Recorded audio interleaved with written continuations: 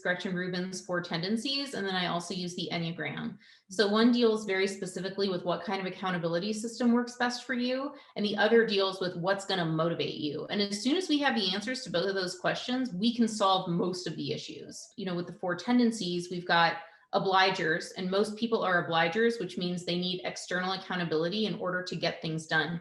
The problem is that a lot of grad students' relationship with their advisors, there's not firm external accountability. Like deadlines may not be a thing. And as you're making this transition from student to scholar and things begin to open up, obligers tend to kind of drop off because they don't know how to do it without someone else making them, right? And there's nothing wrong with that. It's just good to know so that somebody else can make them do the thing. Most academics are questioners, which is super annoying and also makes a lot of sense. My older son is a questioner, and those are the people you can't say because I told you to. You cannot say that to them. They have to buy in. And so with questioners, from an advisory perspective, I would spend a lot of time explaining this is why we're doing what we're doing. You need buy-in in order for them to be successful. It has to make sense or they will not want to do it. All right. Rebels.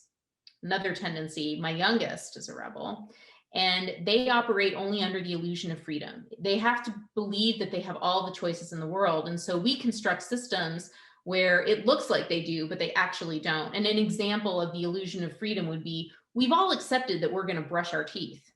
Well, God, I hope we have. We all, I know, fingers crossed, we all accept we're going to brush our teeth. Your freedom is what kind of toothpaste you use. You can use any kind you want. You've accepted the hard part. Now, you have freedom with the smaller pieces. So we work on that with rebels. And then last but not least, they're upholders, and I'm an upholder.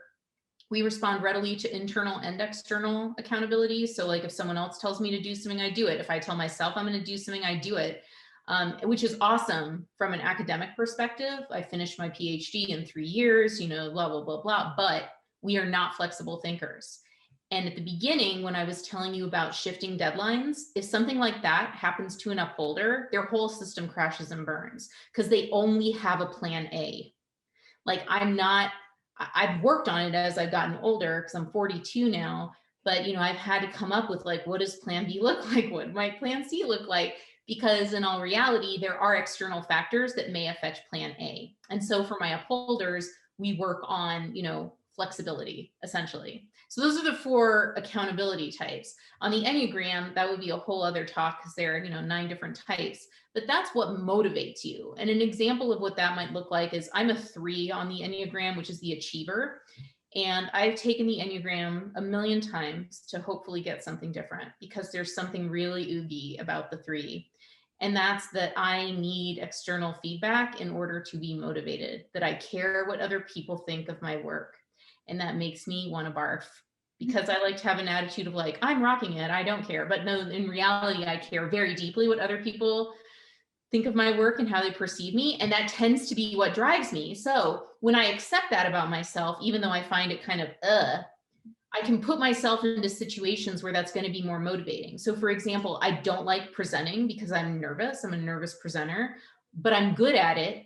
And the feedback helps me create, create better programs. It helps me be more creative. It's inspiring to me. So while it's uncomfortable, it also is very motivating. And I tend to do better work because I know other people are going to be looking at it.